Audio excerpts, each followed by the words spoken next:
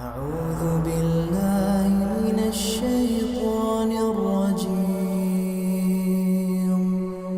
بسم الله الرحمن الرحيم Assalamualaikum warahmatullahi wabarakatuh.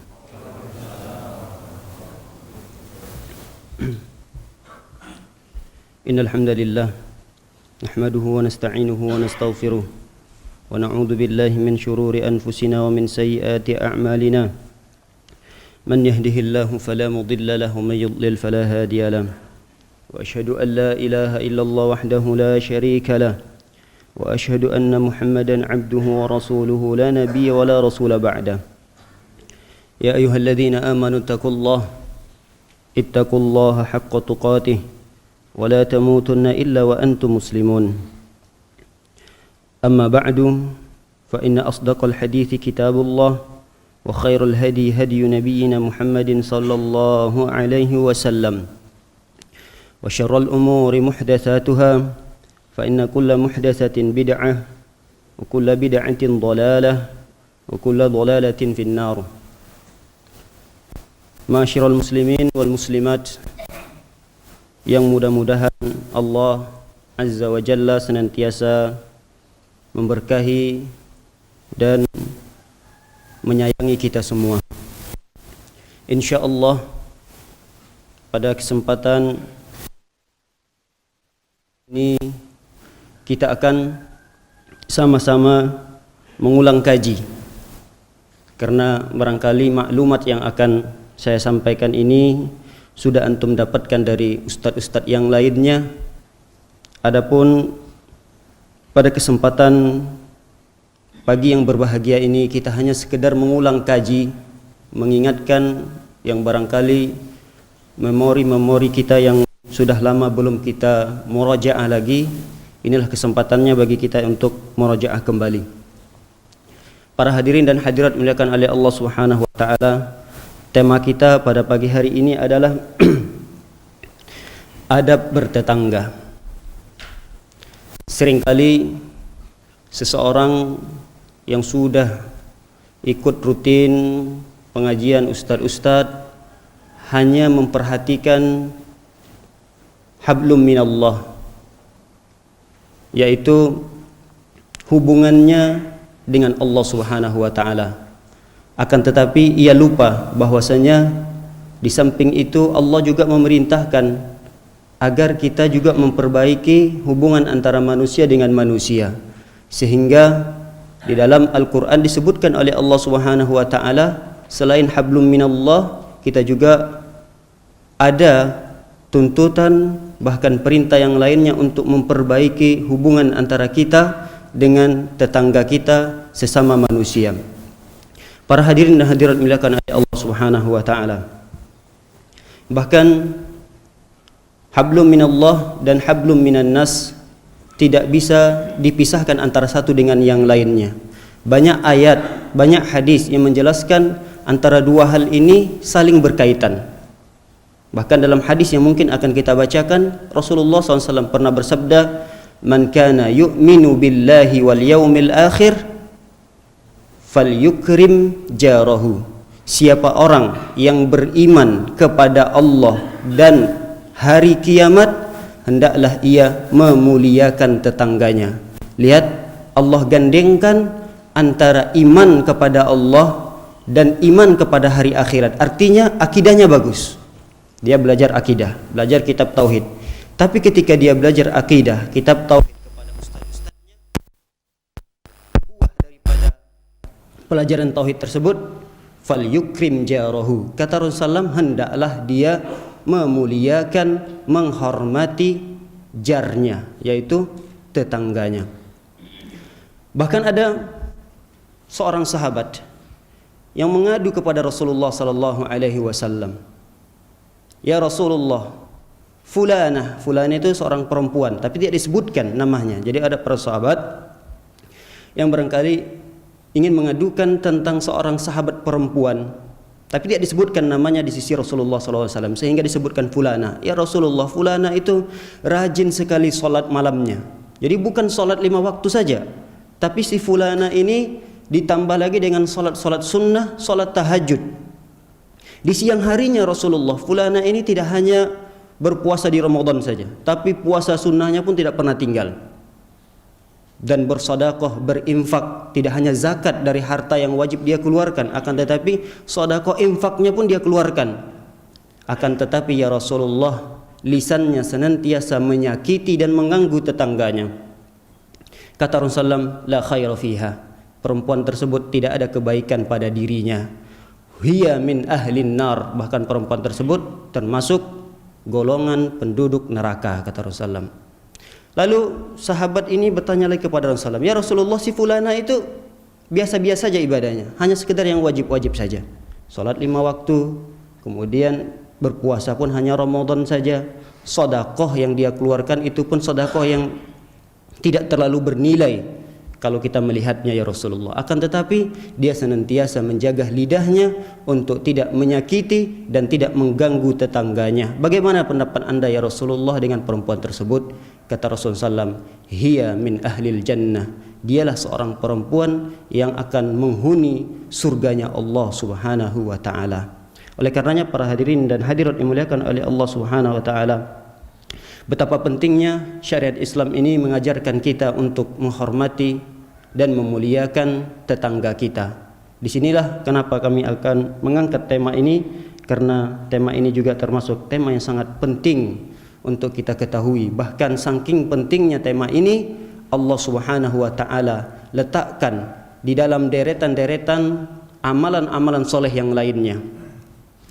Allah subhanahu wa ta'ala berfirman dalam surah An-Nisa, kalau tidak salah ayat yang ke-36, Allah subhanahu wa ta'ala berfirman,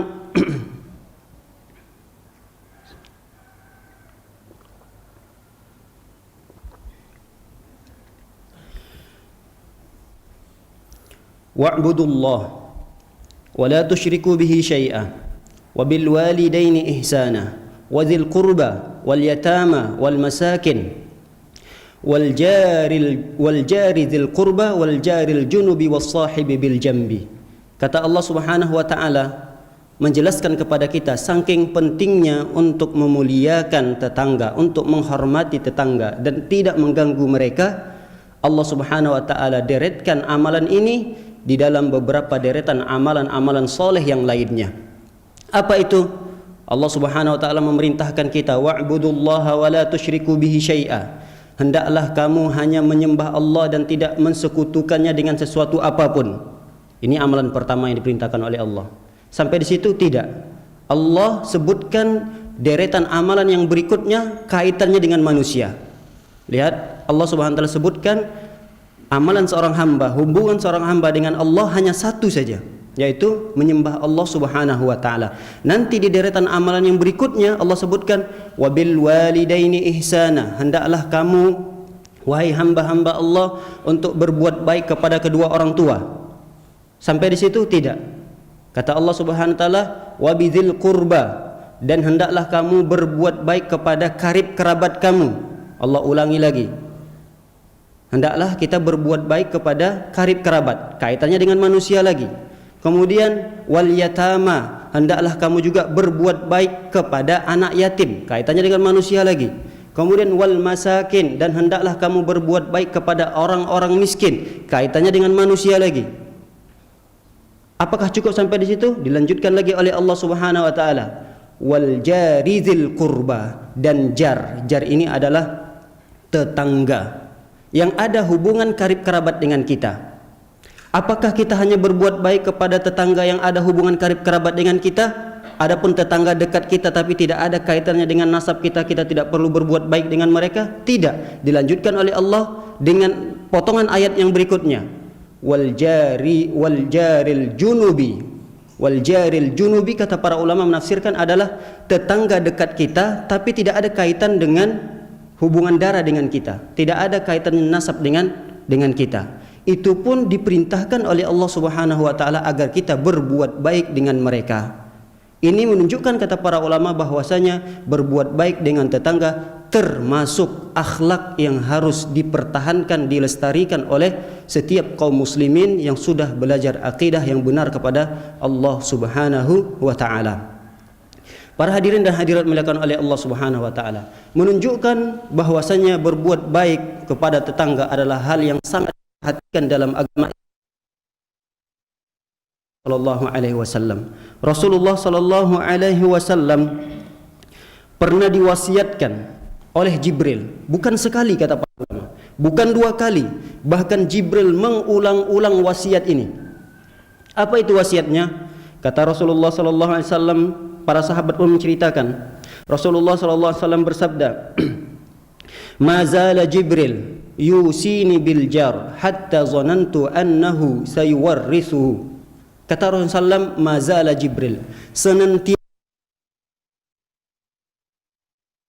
wasilah antara Allah, wahyu Allah dengan Nabi Muhammad SAW adalah Jibril. Jibril senantiasa, kata Rasulullah SAW, yusini bil jar, berwasiat kepadaku untuk berbuat baik kepada tetangga. Hatta zanantu, sampai-sampai aku mengira, kata Rasulullah SAW, bahwasanya tetangga itu adalah bagian daripada ahli waris. Hadis ini, kata para ulama, menunjukkan saking dekatnya antara seseorang dengan tetangganya, seolah-olah tetangganya itu adalah bagian daripada ahli warisnya. Bagaimana kita memperlakukan anak kita? Bagaimana kita memperlakukan kedua orang tua kita? Bagaimana kita memperlakukan saudara dan saudari kita?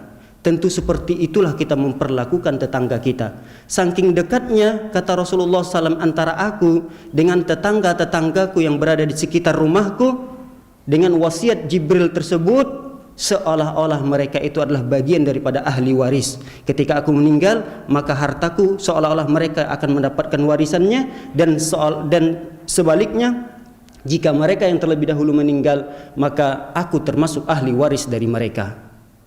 Ini juga, kata para ulama, hadis ini menunjukkan bahwasanya adanya hak-hak tetangga yang perlu kita perhatikan, yang perlu untuk kita tunaikan. Jangan sampai kita melalaikan hak-hak tetangga tersebut, sehingga ketika kita lalai di dalam penunaian hak-hak tersebut, kita bisa jatuh kepada dosa besar, kata para ulama. Karena mengganggu tetangga dan tidak menunaikan hak-hak tetangga, maka akan jatuh kepada dosa besar. Bukan dosa kecil, tapi termasuk dalam deretan dosa-dosa besar.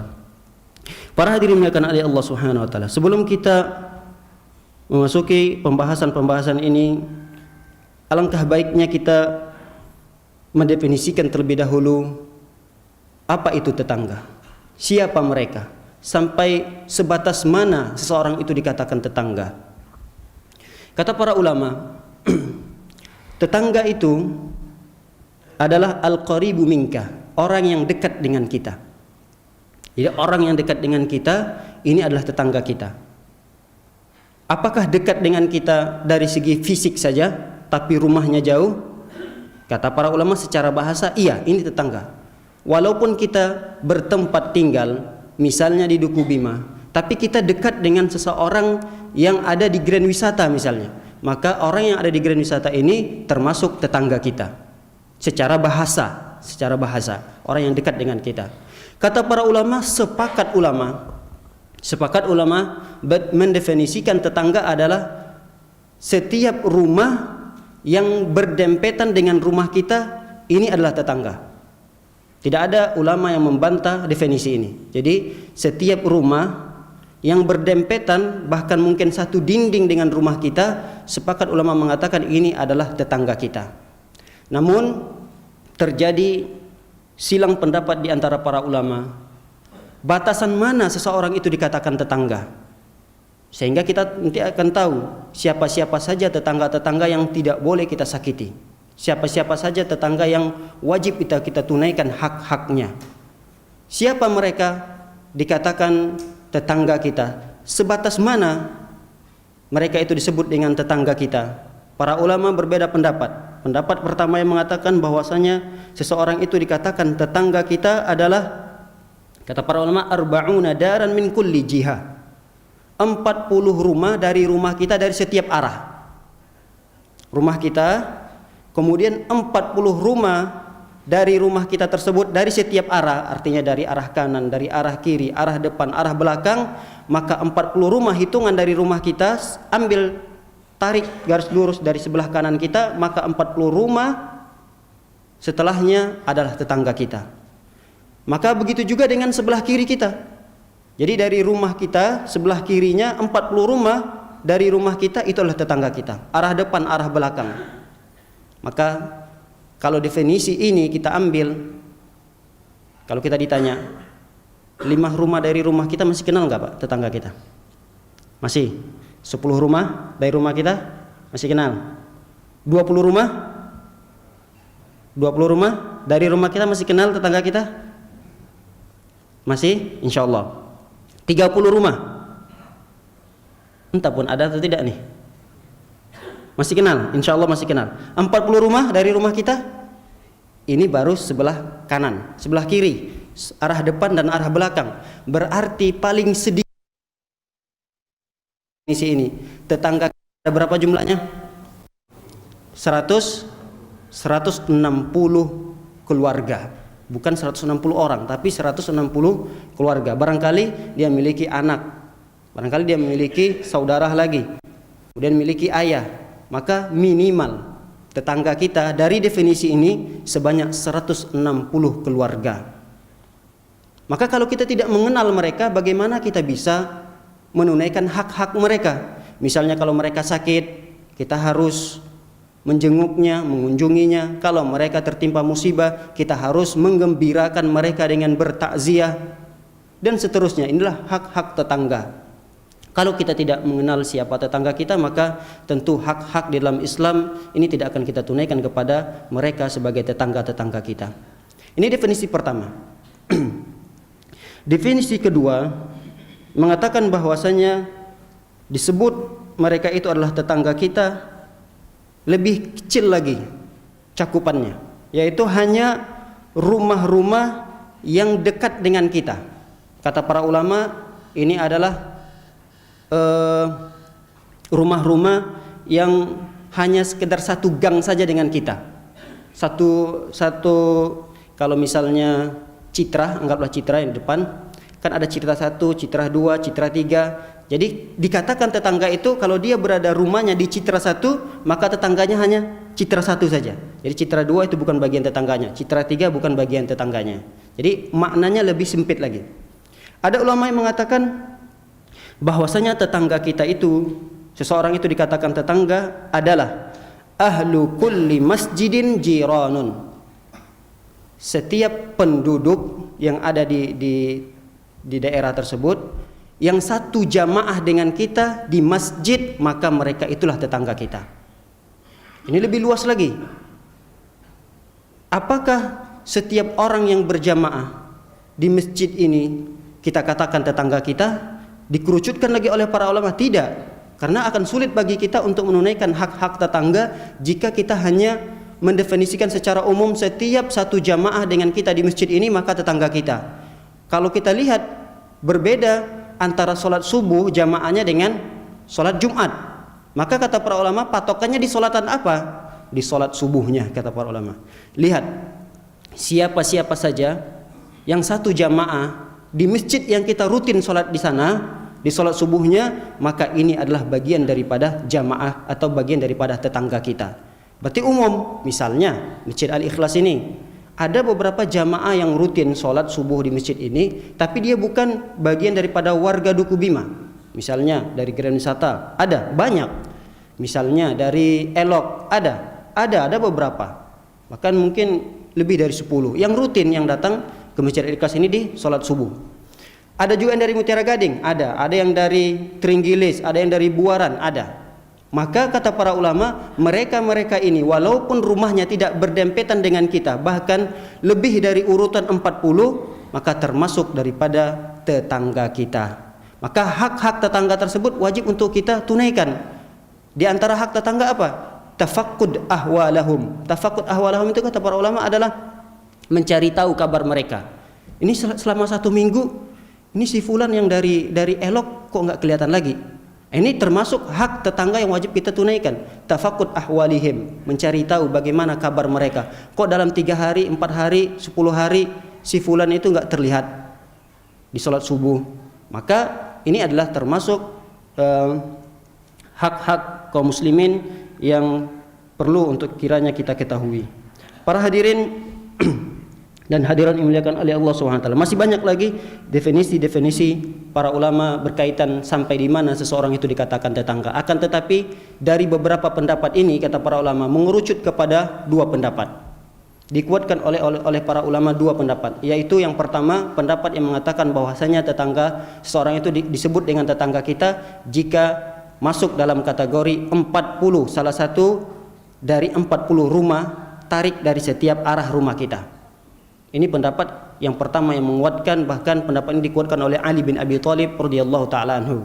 Kemudian pendapat yang kedua yang dikuatkan oleh para ulama yaitu pendapat Aisyah radhiyallahu taala anha, bahwasanya dikatakan seseorang itu tetangga jika dia salat berjamaah bersama kita di satu masjid yang kita rutin salat di sana, di salat subuhnya. Patokannya adalah di salat subuhnya, bukan di salat yang mungkin masanya lebih banyak seperti salat Jumat, salat tarawih, apalagi Idul Adha, Idul Fitri, maka akan sulit bagi kita untuk mengenal siapa tetangga-tetangga kita. Tapi kalau di salat subuh, alhamdulillah misalnya di Masjid Al-Ikhlas ada 4 sampai 5 saf. Akan mudah bagi kita untuk berkenalan dengan mereka, mencari tahu di mana rumah mereka, bagaimana kabar mereka, apa yang perlu kita bantu untuk mereka. Nah, ini akan mudah bagi kita untuk mencari tahunya. Para hadirin dimuliakan oleh Allah Subhanahu wa taala, kita masuk kepada pembahasan yang berikutnya, yaitu pentingnya bagi kita untuk memilih tetangga. Penting bagi kita untuk memilih tetangga sebelum memilih rumah.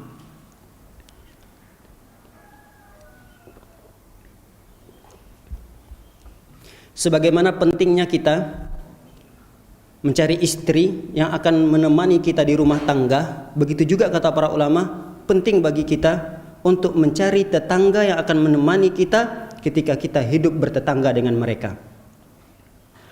Kata para ulama bahwasanya tetangga kita itu akan menjadi sebab kebahagiaan kita, atau sebaliknya, tetangga kita akan menjadi sebab kesengsaraan kita hidup di tempat di mana kita berada atau di rumah kita. Terkadang rumah kita itu bisa menjadi surga disebabkan tetangga kita. Bahkan sebaliknya, rumah kita itu serasa seperti neraka bagi kita sebagai penghuninya, itu juga disebabkan oleh tetangga kita. Makanya kata para ulama, hampir sama pentingnya ketika kita ingin mencari istri, kita lebih selektif. Tidak hanya sekedar pertama lihatan pandangan pertama sudah langsung kita mengajak menikah. Tidak. Pasti kita lebih selektif dalam memilih pasangan hidup kita. Ketika kita tertarik dengan seorang perempuan, maka kita akan menanyakan siapa orang yang terdekat dengan perempuan tersebut. Tanya akhlaknya seperti apa, bagaimana, apakah dia sudah bisa mengaji, baca Al-Quran, apakah dia sholat 5 waktunya. Kita akan menanyakan dengan orang yang terdekat kepada perempuan tersebut. Kemudian ketika kita sudah tertarik dengan fisiknya, tertarik dengan akhlaknya, maka kita akan berusaha untuk menemui orang tuanya. Jadi melewati beberapa tahapan-tahapan untuk kita mencari pasangan istri yang akan menemani kita di rumah tangga kita. Begitu juga ketika kita mencari rumah, kita harus selektif juga mencari tetangganya. Jangan ketika kita tertarik di sebuah perumahan yang hanya fasilitasnya saja yang wah, kemudian kita tidak memperhatikan tetangganya, sehingga kita tertarik untuk membeli rumah atau membangun rumah di perumahan tersebut. Tapi kita tidak tahu bagaimana keadaan tetangga di sana. Nah, kata para ulama, tetangga-tetangga yang soleh, mereka orang-orang yang baik, ini akan menentu kebahagiaan seseorang di kemudian harinya. Sebagaimana sabda Rasulullah sallallahu alaihi wasallam, kata Rasulullah sallam, arba'un minas sa'adah. Ada 4 tanda-tanda seorang itu diindikasikan mereka termasuk golongan orang-orang yang berbahagia. Ada 4 tanda-tandanya. Yang pertama adalah al-mar'atus solihah, memiliki istri yang solehah. Cukupkah kita dikatakan bahagia jika kita memiliki istri yang solehah saja? Tidak cukup. Bahkan disebutkan oleh Rasulullah, urutan yang berikutnya adalah al-maskanul wasi. Yang kedua, seseorang itu dikatakan bahagia jika memiliki rumah yang luas. Rumahnya tidak sempit, rumahnya tidak satu petakan saja. Bukan artinya juga kalau ada orang yang mampunya hanya satu petakan, dia dikatakan sengsara hidupnya. Tapi secara zahir orang ini ya sedikit banyaknya pasti akan merasakan kesengsaraan. Beda dengan orang yang memiliki rumah yang luas. Tapi apakah cukup seseorang itu dikatakan bahagia, memiliki istri yang soleha, rumah yang luas? Tidak. Kata Rasulullah, wal jarus soleh. Dia juga harus memiliki jar, tetangga yang soleh, tetangga yang baik. Begitu juga kata Rasulullah, yang keempat adalah al-markabul hani. Al-markabul hani ini adalah kendaraan yang nyaman. Walaupun tidak mewah, kita tidak bisa dan tidak mampu membeli kendaraan yang mewah. Akan tetapi dia nyaman, murah tapi nyaman buat kita, tidak banyak recoknya, tidak banyak tingkahnya. Artinya kalau kita pakai di suatu tempat menuju tempat yang lain, tidak pernah mogok, tidak pernah banyak tingkahnya, maka ini termasuk al-markabul hani, yaitu kendaraan yang nyaman untuk kita gunakan. Empat ini kata Rasulullah SAW adalah tanda kebahagiaan. Sebaliknya ada juga empat tanda kesengsaraan, lawan daripada empat hal atau empat poin yang telah kita sebutkan. Termasuk kesengsaraan seorang adalah ketika mendapatkan istri yang yaitu yang tidak baik akhlaknya. Secantik apapun perempuan, secantik apapun istri kita, kalau tidak memiliki akhlak yang baik, sama, rumah itu serasa seperti neraka bagi kita. Kita pulang capek dari kerja seharian, sampai kita di rumah bukan malah disambut dengan omelan-omelan istri. Siapa di antara suami yang tahan hidup bersama istri seperti ini?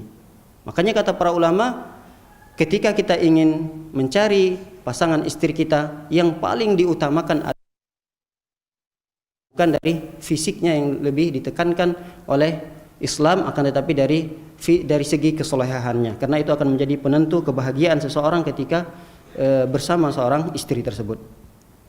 Para hadirin dan hadirat dimuliakan oleh Allah Subhanahu wa taala. Dulu di zaman salafus saleh adalah orang-orang soleh terdahulu, seperti kalangan sahabat tabi'in.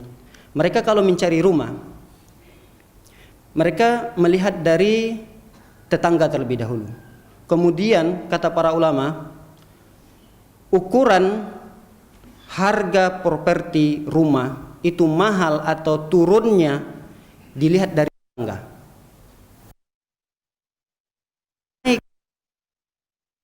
Sekelilingnya orang-orang soleh, apalagi di sekelilingnya ada salah satu ulama misalnya, itu rumah ketika kita ingin beli di sana, rumahnya akan 2 kali lipat lebih mahal daripada rumah selain daripada tempat itu. Ini terjadi di zaman tabi'in.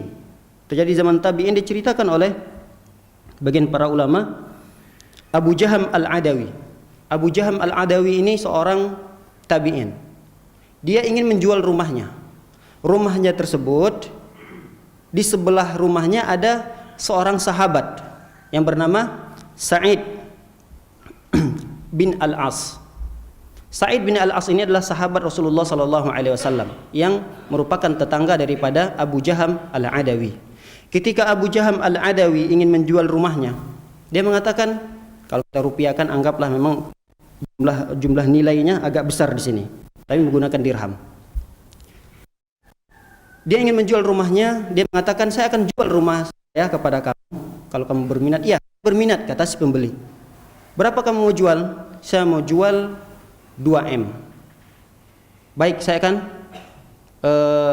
sanggup untuk membayarnya. Saya tertarik dengan rumah ini.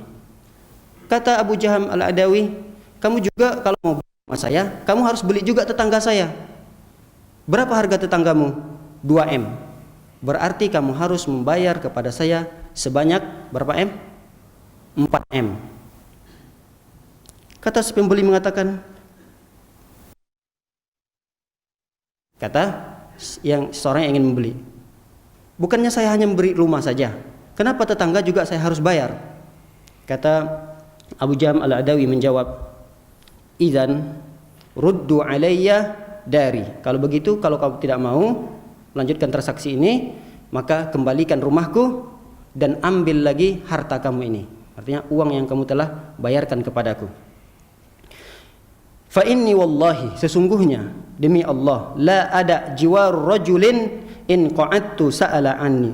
Sungguh aku tidak akan meninggalkan tetanggaku, seorang laki-laki ini, yakni Sa'id bin Al-As ini, karena in qa'adtu sa'ala anni, apabila aku ada di rumah, maka dia akan bertanya kepadaku tentang kabarku. Ini adalah tetangga yang baik. Disebutkan, kenapa aku tidak mau meninggalkan dan tidak menjual rumah ini? Karena aku memiliki tetangga yang soleh. Apabila aku berada di rumah, dia senantiasa menanyaku setiap jumpa, bagaimana kabar Anda? Bagaimana anak, istri, semua sehat? Nah, ini adalah nilai tersendiri dimiliki oleh Abu Jaham al-Adawi ketika dia berdampingan, berjiran dengan seorang ulama yang berkalangan sahabat ini.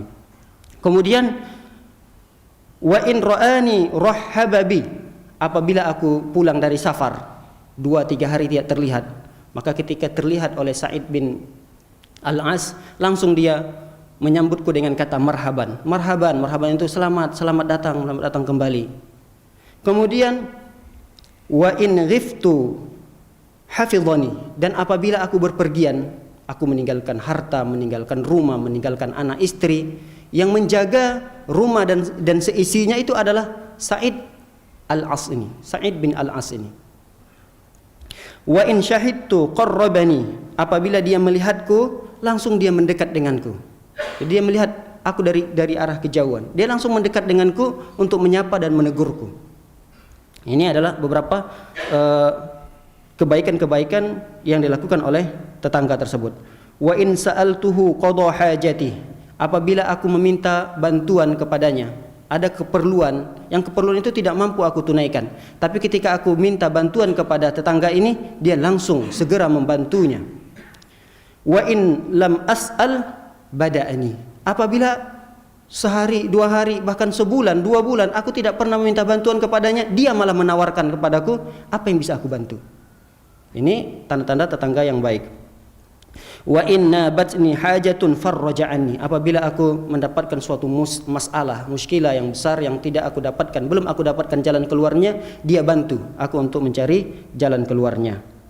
Balagha dzalika Sa'id, maka perkara itu terdengarlah ke telinga Sa'id bin Al-As. Artinya perkara itu tidak sama sekali dibantah oleh Sa'id bin Al-As ketika rumah itu dinaikkan menjadi 2 kali lipatnya. Jadi harusnya harga itu secara akal hanya sekedar 2M, tapi dinaikkan menjadi 4M, dan itu tidak dipermasalahkan oleh Sa'id bin Al-As ketika mendengar berita tersebut. Bahkan Sa'id bin Al-As melarang Abu Jaham al-Adawi untuk menjual rumahnya karena mereka sudah betah untuk bertetangga antara satu dengan yang lainnya. Para hadirin hadirat muliakan oleh Allah Subhanahu wa taala. Poin yang berikutnya adalah adamu izaihi bi ayyi syai'in min qaulin aw amalin. Kita sebagai tetangga tidak boleh menyakiti tetangga kita, mengganggu tetangga kita dengan sesuatu apapun, baik itu dengan ucapan kita ataupun kita mengganggu tetangga dengan perbuatan kita. Begitu juga dengan isyarat, dia tidak mengganggu tetangganya dengan ucapan, perkataannya yang mungkin sangat pedas, tidak.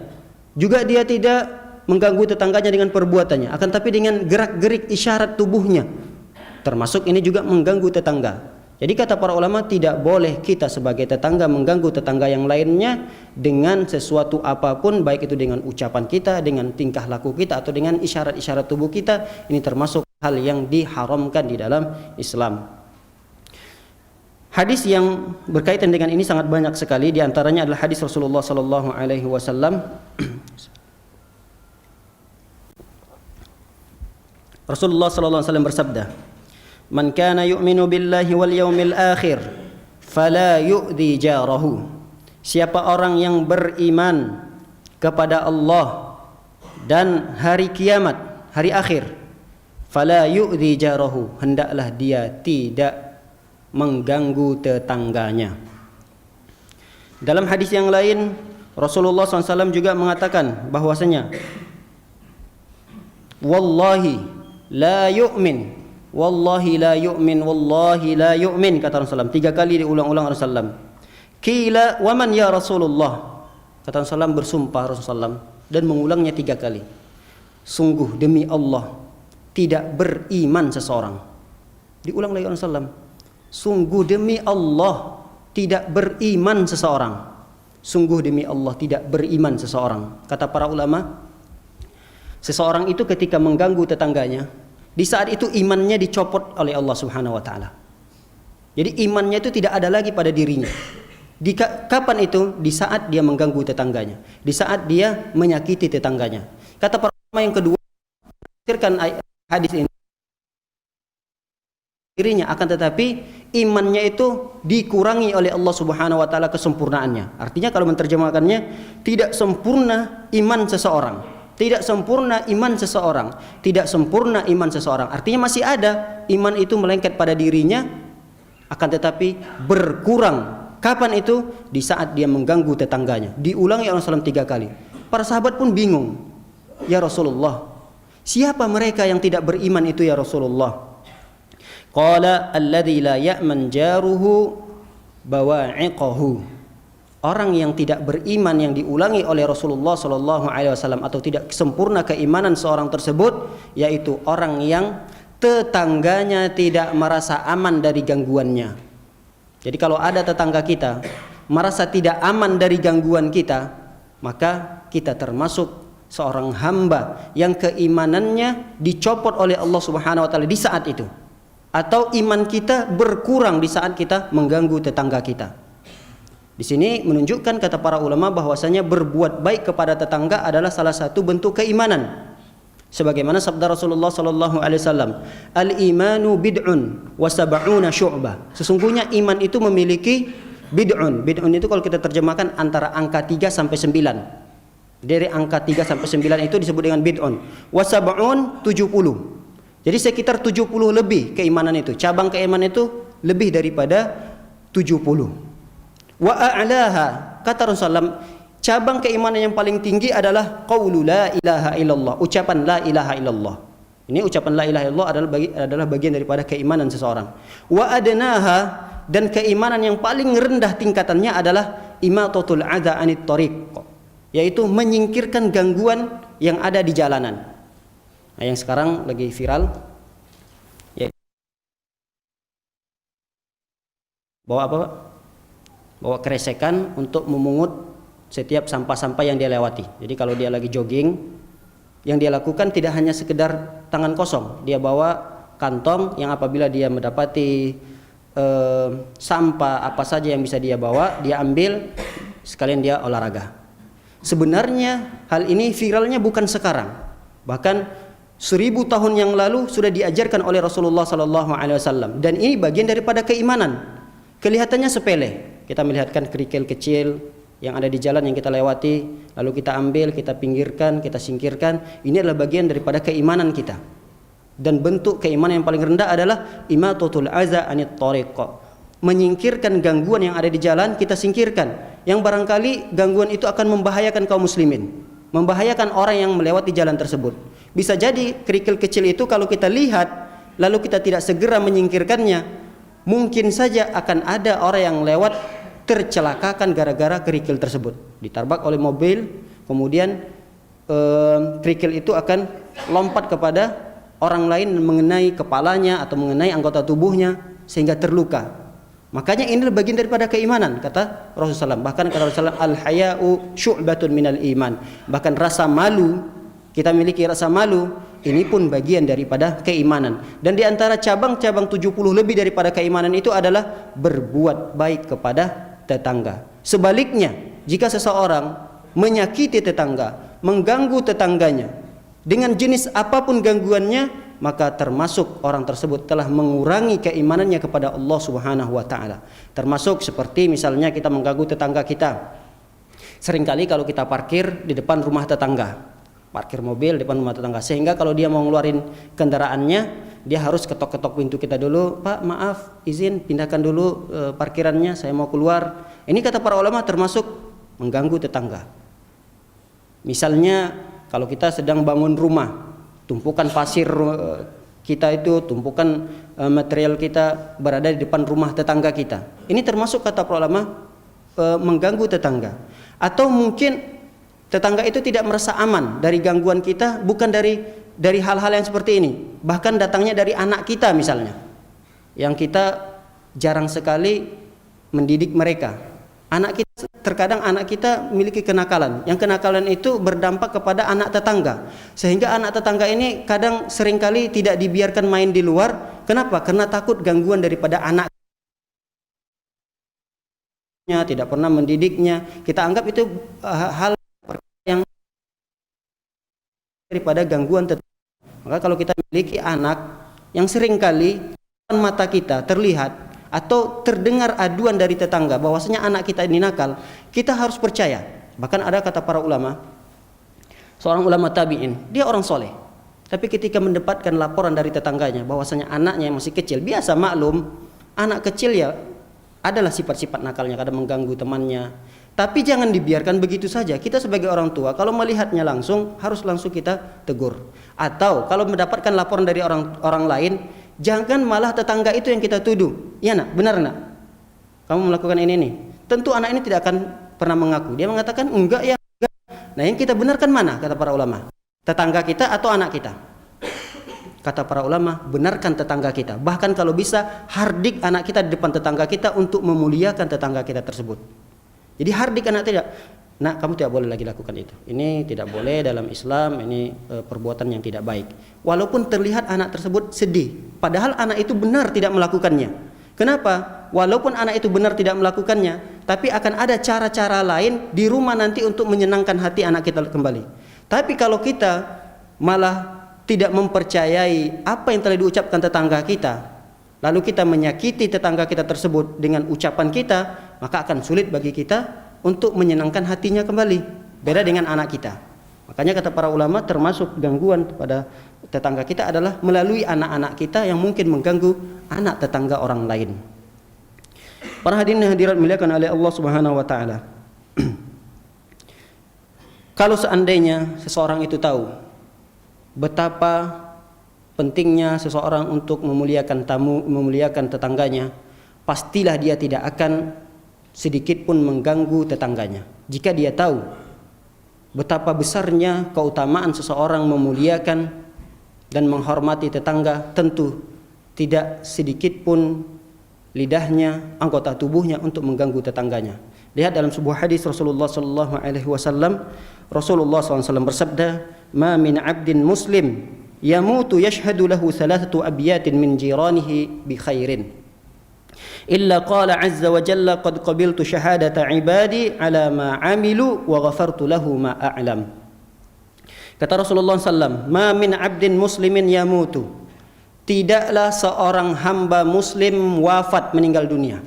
Tidaklah seorang hamba muslim dia wafat meninggal dunia. Yashhadu lahu thalathatu abyatin min jiranihi, kemudian ada 3 rumah dari jirannya, dari tetangganya. 3 rumah, tidak banyak. Ada 3 rumah saja yang bersaksi bahwasanya si mayat seorang hamba muslim yang meninggal dunia ini meninggal dalam keadaan baik. Sekali dengan tetangga, fulan itu ibadah ininya tidak tinggal, berbagi kepada orang lain, senyum, seringkali ramah dengan tetangga. Cuma 3 tetangga saja yang merekomendasikan, mempersaksikan itu. Kata Rasulullah SAW, seandainya cuma 3 saja, bukan persaksian yang jelek, tapi persaksian yang baik. Illa, kecuali qala Allah Subhanahu wa taala akan berkata, qad qabiltu syahadata ibadi, aku akan terima persaksian tersebut. Nah, bagaimana lagi kalau kita memiliki tetangga yang lebih banyak daripada itu dan mereka mempersaksikan ketika kita wafat meninggal dunia dengan persaksian yang baik. Kalau kita memiliki jamaah, misalnya di masjid rutin kita sholat subuh, ada anggaplah 200 jamaah, atau misalnya lebih kurang daripada itu 100, atau misalnya lebih kurang daripada itu 50 jamaah. 50 jamaah yang rutin kita sholat subuh bersama, kemudian nas'alullah al-afwa wal-afiyah, kita wafat meninggal dunia. Lalu di antara 50 itu yang mempersaksikan bahwasanya kita ini adalah orang yang baik, wafat dalam keadaan baik, dulu kita melakukan amalan-amalan soleh, lalu hanya 10-20 orangnya saja. Adapun 30 orangnya tidak berkata persaksian baik apapun. Dia diam saja. Kemudian hanya 20 orang saja. Maka ini sudah termasuk dalam kategori hadis ini. Karena tetangga itu adalah, kita ambil definisinya tadi, orang yang bersama dengan kita sholat berjamaah di sebuah masjid. Atau kita mengambil definisi yang kedua, 40 dari arah kiri, kanan, depan dan belakang. Maka kalau ada 3 rumah saja mempersaksikan ketika kita meninggal dunia bahwasanya kita dulu orang yang soleh, maka kata Allah Subhanahu wa taala, qad qabiltu syahadata ibadi, aku akan terima persaksiannya. Nah mungkin ya dari hadis inilah banyak saudara-saudara kita kaum muslimin kalau ada yang meninggal dunia, bagaimana pendapat anda dengan jenazah ini? Baik, semua akan mengatakan persaksian baik. Mungkin ya mengamalkan perbuatan ini, ritual ini melalui dari hadis ini. Padahal tidak mesti, kata para ulama, untuk mengamalkan hadis ini kita memberikan persaksian kepada seorang yang meninggal dunia harus di saat jenazah itu masih ada dan dipimpin oleh satu orang. Tidak mesti. Kalau misalnya persaksian itu 1 hari, 2 hari setelah meninggal dunia, tetap kata para ulama termasuk persyahadatan itu akan diterima oleh Allah Subhanahu wa taala. Jadi tidak mesti. Bagaimana pendapat teman-teman sekalian, saudara-saudara sekalian terhadap jenazah ini? Khair, baik. Baik, semua jamaah mengatakan baik. Maka kata para ulama, ini kaifiyahnya, tata caranya tidak mesti seperti ini. Tidak mesti seperti ini. Kapan saja seorang itu bersaksi, persaksiannya terhadap tetangganya adalah persaksian yang baik, maka Allah akan terima persaksian tersebut. Wa ghafartu lahu ma a'lam, dan aku akan ampuni. Jadi tidak hanya menerima persaksiannya, kata Allah SWT, dan akan aku ampuni dosa-dosanya yang mereka itu tidak ketahui. Barangkali dia melakukan dosa-dosa, tapi 3 orang ini atau 3 rumah jirannya ini tidak pernah melihat seorang yang meninggal dunia tadi melakukan dosa itu. Hanya dia lihat dari zahirnya saja dia baik, orang soleh, tapi dia ada melakukan dosa. Tapi kata Allah Subhanahu Wa Taala, aku tidak hanya menerima persaksian hamba-hamba tersebut, namun juga aku akan ampunkan dosa seorang hamba yang meninggal dunia ini yang mereka tidak ketahui. Ini adalah diantara keutamaan kita berbuat baik dengan tetangga. Jika kita berbuat baik dengan tetangga, secara otomatis ketika wafat kita meninggal dunia, pasti orang-orang akan kecarian. Pasti orang-orang akan menceritakan kebaikan kita. Masya Allah si fulan ya meninggal dunia, orangnya luar biasa. Orangnya ramah, suka senyum. Kalau berjumpa seringkali menampilkan wajah yang enak dilihat. Ceria orangnya. Kemudian kebaikan-kebaikan yang dia miliki luar biasa diceritakan antara satu dengan yang lainnya. Maka persaksian ini insya Allah akan diterima oleh Allah Subhanahu Wa Taala, dan Allah akan ampunkan dosa orang hamba yang meninggal dunia ini yang kita tidak ketahui, yang tetangga itu tidak ketahui. Hadis ini derajatnya hasan dan dihasankan oleh Syekh Al-Albani rahimahullah taala. Para hadirin hadirat muliakan oleh Allah Subhanahu Wa Taala. Yang berikutnya, selain kita tidak boleh mengganggu tetangga, kita juga harus berbuat baik. Sampai kapan kepada tetangga? Sampai selama-lamanya, kata para ulama. Bukan 1 hari, bukan 2 hari, bukan ketika dia pertama sekali pindah di sebelah kita. Kita disitulah menunjukkan keramahan kita. Kitalah orang yang paling dekat dengan orang yang baru pindah tadi. Bukan hanya sampai situ, tapi sampai selama-lamanya. Lihat, dicontohkan oleh para ulama. Di antaranya adalah ulama yang mencontohkan seperti Ya'la bin Ubaid. Ya'la bin Ubaid ini pernah ditanya. Ya'la bin Ubaid, dia memiliki tetangga yang namanya Al-Walid bin Qasim Al-Hamdani. Al-Walid bin Qasim Al-Hamdani ini, ada seseorang bertanya tentang Al-Walid ini. Bagaimana wahai Ya'la pendapat anda tentang Al-Walid ini? Kata Ya'la menjawab, ni'mar rajul huwa jaruna mundu 50 sana ma ra'ayna illa khairah. Sungguh sebaik-baik tetangga yang aku miliki. Berarti tetangga yang lain baik. Cuma yang paling baik tetangga yang saya miliki adalah Al-Qasim, Al-Walid bin Qasim ini. Al-Walid bin Qasim ini sebaik-baik tetangga yang saya miliki. Yang lain juga baik, tapi ini yang paling baik. Seberapa lama dia melakukan kebaikan kepada Ya'la ini? Kata Ya'la mengatakan, mundu 50 sana, selama 50 tahun lamanya. Ma ra'ayna illa khairah, tidak pernah kami lihat selama 50 tahun lamanya kecuali kebaikan yang dia tebarkan. Yang dia tebarkan kepada tetangganya kebaikan. Selama berapa tahun? Setahun, 2 tahun, 3 tahun, selama 50 tahun. Dan tidak pernah disaksikan oleh Ya'la bersumber dari Al-Walid ini perbuatan-perbuatan yang mengganggu tetangga, perbuatan-perbuatan atau perkataan-perkataan yang menyakiti hati si Ya'la. Yang pernah dia lihat hanyalah kebaikan dan demi kebaikan, terus kebaikan yang dilakukan. Bahkan dalam riwayat ilmu menjelaskan, ma ra'a minhu syai'an yu'abu alaihi 50 sana. Bahkan kami tidak pernah melihat sesuatu apapun aib Aib di sini maksudnya adalah aib ketika mengganggu tetangga. Tidak pernah kami melihat satu kali pun dia mengganggu tetangga dari ucapannya, dari perbuatannya, dari isyaratnya selama 50 tahun lamanya. Sehingga dia digelar dengan tetangga yang paling baik oleh si Ya'la ini. Walaupun tetangga-tetangga yang lainnya adalah tetangga yang baik. Para hadirin yang hadirat dimuliakan oleh Allah Subhanahu wa taala. Berbuat baik kepada tetangga ini sangat dianjurkan dalam agama Islam, bahkan bagian daripada ibadah yang sangat agung di sisi Allah Subhanahu wa taala. Sekarang menjadi pertanyaannya, bagaimana kita tahu apakah kita termasuk orang yang berbuat baik atau kita malah termasuk orang yang tidak baik kepada tetangga? Bagaimana kita tahu? Ukurannya dari siapa? Siapa yang akan mengukur kita? Bahwasanya kita ini orang baik kepada tetangga atau kita orang yang tidak baik kepada tetangga?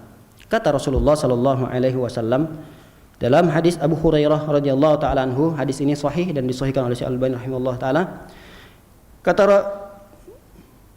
Abu Hurairah radhiyallahu taala anhu, "Ja'a rajulun ila Nabi sallam." Abu Hurairah bertutur, pernah datang seorang laki-laki kepada Rasulullah sallallahu alaihi wasallam. Seorang laki-laki ini bertanya, "Ya Rasulullah, dullani ala amalin idza akhadtahu bihi dakhaltul jannah wa la tuksir alayya." Wahai Rasulullah, tunjukkan kepadaku sebuah amalan yang apabila aku amalkan, amalan itu menyebabkan aku masuk ke dalam surga. Wala tuksir alayya. Kalau bisa jangan banyak-banyak ya Rasulullah, kata sahabat ini. Kata Rasulullah SAW, qala la taghdab. Amalan itu memang satu saja yang ditunjukkan Rasulullah SAW, yaitu la taghdab, jangan kamu marah. Ada orang yang kedua datang, wa atahu rajulun akhar, datang pula orang yang lain. Dia bertanya kepada Rasulullah SAW, ya Nabi Allah, wahai Nabi Allah, dullani ala amalin iza amiltahu dakhaltul jannah. Aku juga ya Rasulullah, tunjukkan aku sebuah amalan yang apabila aku amalkan, dengan amalan tersebut menyebabkan aku masuk surga ya Rasulullah. Faqala, kata Rasulullah, kun muhsinan, jadilah kamu orang yang baik dan berbuat baik. Jadi tidak cukup hanya baik, tidak cukup kita hanya orang yang soleh, tapi kita juga menebarkan kesolehan kita, menebarkan kebaikan kita. Kata Rasulullah, kun muhsinan, jadilah kamu orang yang baik. Para sahabat yang bertanya ini bingung. Wa kaifa a'lam anni muhsin ya Rasulullah? Bagaimana mungkin aku tahu ya Rasulullah, aku ini termasuk orang yang muhsin, termasuk orang yang baik? Bagaimana aku bisa tahu ya Rasulullah? Kata Rasulullah, jawabannya adalah tas'al janaka, tanya tetanggamu. Kalau kita malu untuk menanya tetangga kita, bisa jadi tetangga kita akan jawab dengan jawaban yang tidak pada tempatnya. Maka tanyakan kepada orang lain, melalui orang lain, supaya orang lain ini menanyakan ke tetangga-tetangga sekitar kita tentang kita. Kita ini sudah baik atau belum sama tetangga? Kata Rasulullah, tanya tetanggamu. Kalau tetanggamu menjawab, fa in qalu innaka muhsin, kalau tetanggamu menjawab dari pertanyaan itu menilai kamu bahwasanya kamu adalah orang yang berbuat baik, orang yang baik, fa anta muhsin, maka sungguh kamu adalah orang yang baik. Wa in qalu, dan apabila tetanggamu mengatakan innaka musiun, kalau kamu itu adalah tetangga yang tidak baik, maka kamu adalah tetangga yang tidak baik, kata Rasulullah sallallahu alaihi wasallam. Jadi sekali lagi patokannya adalah tetangga. Apakah kita ini termasuk orang yang muhsin, orang yang baik, orang yang berbuat baik, atau malah sebaliknya patokannya yang menilai adalah tetangga kita.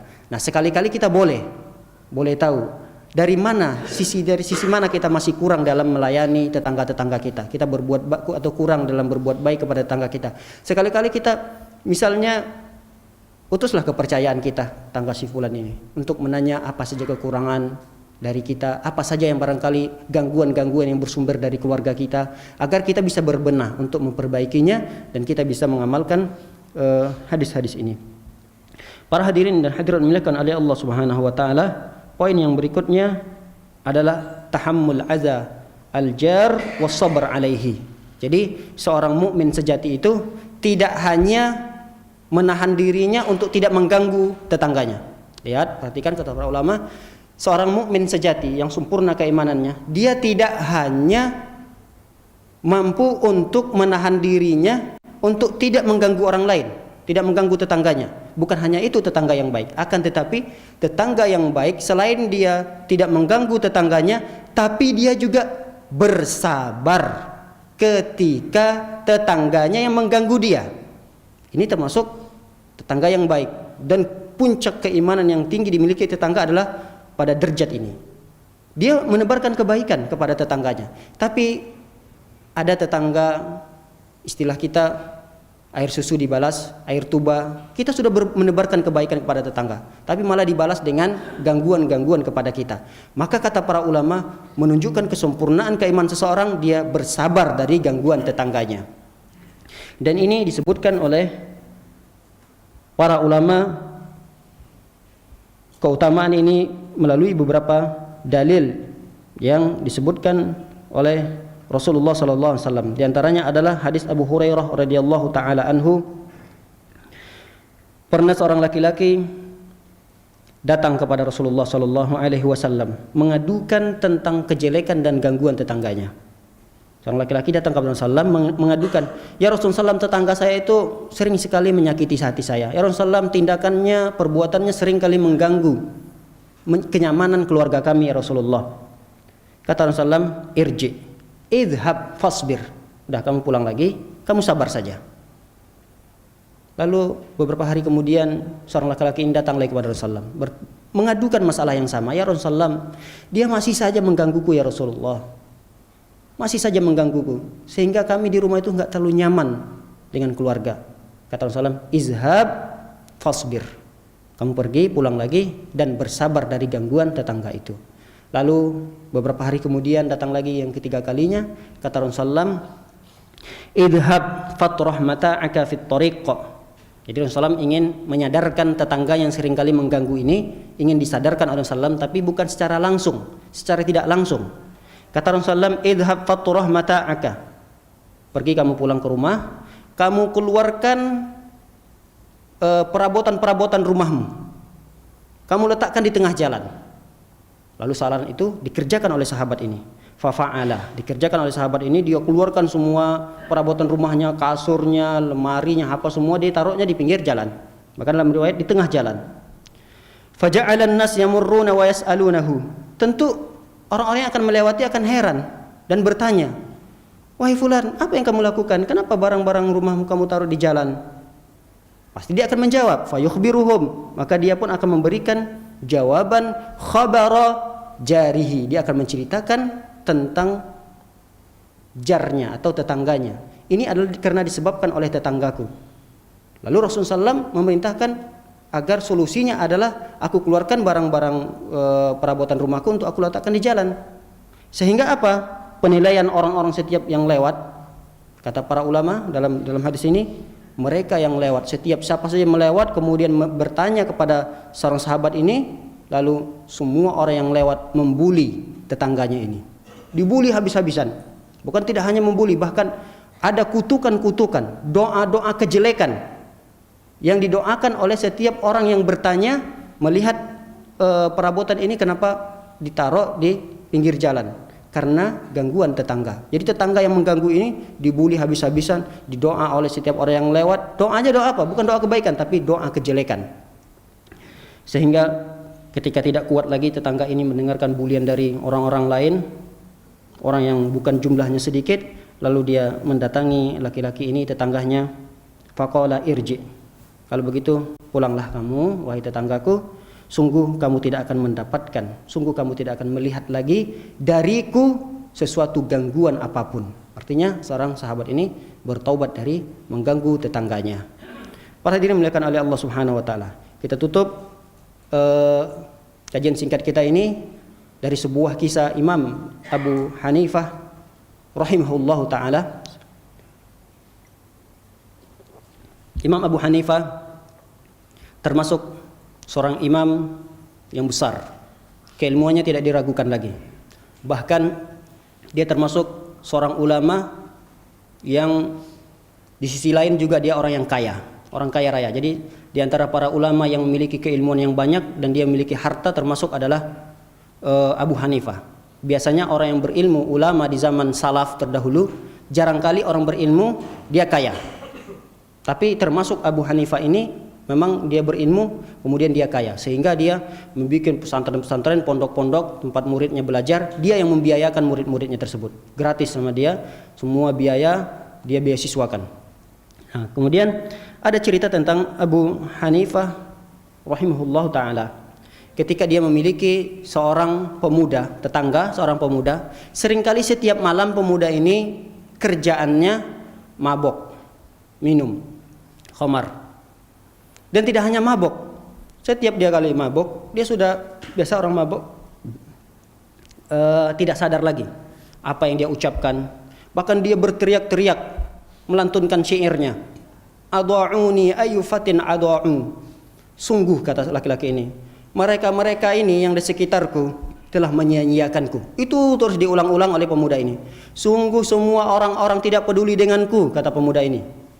Dia tidak tahu siapa aku. Aku ini adalah seorang pemuda yang apabila terjadi peperangan, aku ini dibutuhkan, kata seorang pemuda ini. Dan itu terus dia lantunkan. Mereka menyia-nyiakanku, mereka tidak peduli kepadaku, didengar oleh Abu Hanifah dengan teriakan-teriakannya. Kemudian malam kedua melakukan hal yang sama, malam ketiga melakukan hal yang sama. Kemudian pada suatu malam Abu Hanifah merasa sepi. Mana nih seorang laki-laki, seorang pemuda yang sering mabuk-mabukan, kemudian melantunkan syair-syair yang biasa dia syairkan, dan sampai-sampai Abu Hanifah hafal syair tersebut. Didapatlah kabar Abu Hanifah keluar di subuh hari untuk sholat. Dia bertanya kepada tetangga-tetangganya yang lain, kita subuh sama jamaah-jamaahnya, mana si fulan, si pemuda itu, kenapa tadi malam gak? Kata para tetangga mengatakan dia telah ditangkap oleh, kalau kita mungkin Satpol PP lah, kalau bahasanya sana lah ya, petugasnya lah, ditangkap karena memang mengganggu keresahan tetangga. Tangkap, setelah tahu bahwasanya tertangkap, kata Abu Hanifah mengatakan kepada tetangga-tetangga yang lainnya, pada jamaah-jamaah yang lain, kalau begitu mari sama-sama ke penjara untuk membebaskan seorang pemuda tersebut. Diutuslah beberapa jamaah, termasuk diantaranya adalah Abu Hanifah. Abu Hanifah langsung datang ke penjara, kemudian meminta kepada petugas penjaranya, bahkan atasannya, untuk membebaskan pemuda ini. Lalu Abu Hanifah menghadap kepada petugasnya, ketika tahu itu adalah seorang alim ulama, kata petugasnya mengatakan, wahai Abu Hanifah, kamu hanya ingin membebaskan satu orang ini saja, seorang pemuda ini? Iya benar, karena dia adalah tetangga saya. Di antara hak tetangga adalah saya berkewajiban untuk menolongnya, kata Abu Hanifah. Dan kami bersama beberapa warga yang lainnya. Lalu ketika itu petugas penjara ini mengatakan, wahai Abu Hanifah, kalau hanya sekedar kecil ini bantuan yang perlu kamu minta kepadaku, kenapa kamu tidak mengutus orang lain saja? Kamu ini kan orang alim, tidak perlu kamu yang harus turun tangan, utus saja orang lain, pasti akan aku bebaskan, kata petugas penjara ini. Tidak, karena dia adalah tetanggaku. Lihat akhlaknya Abu Hanifah, dia yang langsung turun tangan, karena menunjukkan dan mengajarkan kepada jamaah yang lain, ini loh akhlak yang bagus, inilah akhlak yang baik yang dicontohkan oleh Islam. Nah, ketika dibebaskan, pemuda ini bingung. Wahai pemuda fulan bin fulan, kamu telah bebas. Dia bingung. Dia keluar, dia lihat ternyata Abu Hanifah yang menyambutnya. Ketika Abu Hanifah menyambutnya, Abu Hanifah pun ketika itu merangkulnya, memeluknya, kemudian dia membisikkan sebuah kalimat, wahai pemuda, apakah kami sebagai tetanggamu telah menyia-nyiakan kamu? Dengan bisikan itu pemuda ini langsung menderaikan air matanya. Dia mengatakan, tidak wahai Abu Hanifah, semua orang yang ada di sekitarku adalah orang yang memperhatikanku, hanya aku saja yang keliru di dalam menilainya. Ketika itu Abu Hanifah tidak cukup hanya membisikkan kalimat itu, bahkan dia mengeluarkan dari kantongnya beberapa dirham, bahkan disebutkan kira-kira nilainya sekitar 10 jutaan. Dia keluarkan dari kantongnya dan dia salamkan kepada pemuda tersebut. Dia mengatakan, wahai pemuda, ini sebagai ganti rugi selama kamu di penjara sehingga kamu tidak bekerja, dan untuk biaya hidupmu ke depan, karena kamu tidak bekerja dan kamu mungkin untuk membeli biaya hidup ke dirimu dan orang yang bagian dari tanggunganmu, kamu tidak memiliki harta karena kamu ditangkap, tidak bekerja, ini saya ganti, kata Abu Hanifah. Ini menunjukkan, kata para ulama, begitu sabarnya Abu Hanifah kepada tetangganya yang seringkali mengganggunya. Bahkan gangguan itu tidak hanya dia balas dengan gangguan. Dia tidak hanya membuat sahabat ini atau temannya, tetangganya ini sadar dari gangguan itu, akan tapi dia memberikan lebih daripada itu, yaitu kebaikan-kebaikan yang lain yang diberikan oleh Abu Hanifah, sehingga menyadarkan tetangga ini apa yang dilakukan oleh tetangga ini adalah sebuah hal yang keliru, dan ini bisa kita praktekkan kepada tetangga-tetangga kita yang lainnya. Jangan ketika kita melihat hanya tetangga itu dari sisi jeleknya saja. Ini tetangga luar biasa ini, tidak pernah sedikit pun keluar darinya kecuali hal-hal yang jelek. Maka yang pertama sekali yang kita lakukan adalah mendoakannya. Yang kedua, bisa jadi dia akan sadar melalui kita jika kita membalasnya dengan muamalah yang baik. Mudah-mudahan tetangga-tetangga kita yang jelek akan tersadarkan melalui hidayah yang kita berikan.